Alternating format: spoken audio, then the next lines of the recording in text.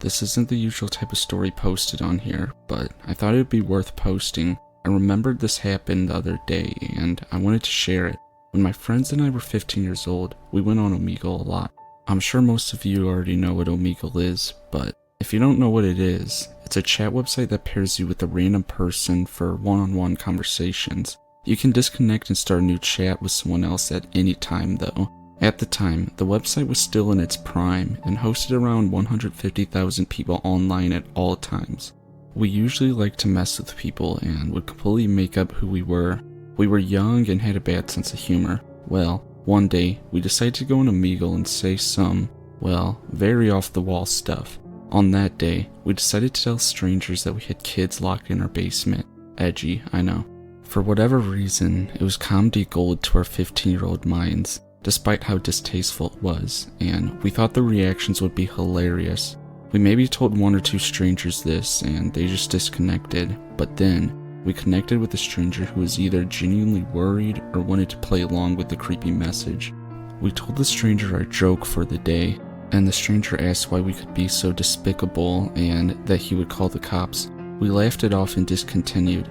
We connected to the next stranger. The first message popped up. It was almost unbelievable. How are those kids in your basement?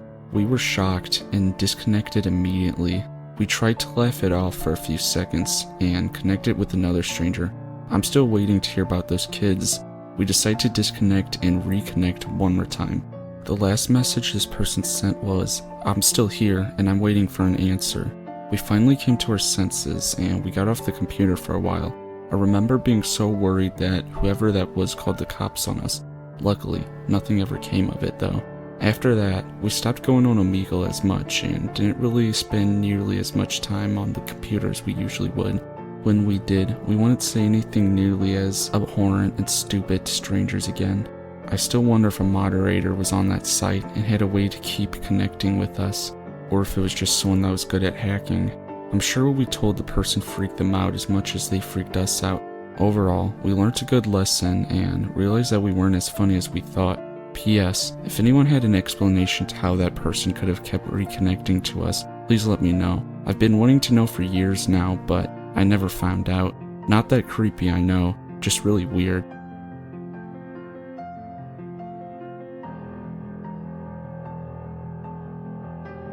It started off on Omegle. I'm an 18-year-old at the moment. Since I turned 13, I developed a habit of talking to strangers online. Bad, I know. Every day after coming home from school, I used to talk to numerous idiots. Some decent people though, some creeps, but nothing as bad as this. For some backstory, I generally followed a generally similar routine at least. Monday through Thursday, it was go to school, come home, and then just watch a few episodes of Friends or The Middle. On Fridays, I usually went out and chilled with my friends. Saturday was usually just the day I went to the town center where there's usually a lot of shops, cinemas, and whatnot. I preferred to go out by myself on this day though. Occasionally I went with friends. I just got home, jumped onto the computer, switching to my usual choice of music, and just unwinding from a rough day, watched some YouTube videos and a few episodes of Friends, and then, after eating, proceeded to go into Omegle. After a few strangers and a couple of perverts, I came across a decent guy called Chris. Now, Chris and I exchanged messages for about 40 to 50 minutes when I told him a little bit about myself. Just some general information, nothing specific to be honest, what I like to do, and just basically what I wrote up there. He told me he was 18 and working at an ICT company as an apprentice. He seemed to have many of the same interests that I did, which was cool because it gave us a lot to talk about. I casually told him my web browser was acting up, to which he said, "Hey, I'm great with computers. My job involves me working with computers. You should totally download this application and I'll see what I can do," with a huge amount of enthusiasm. Me being as innocent as I was, I agreed.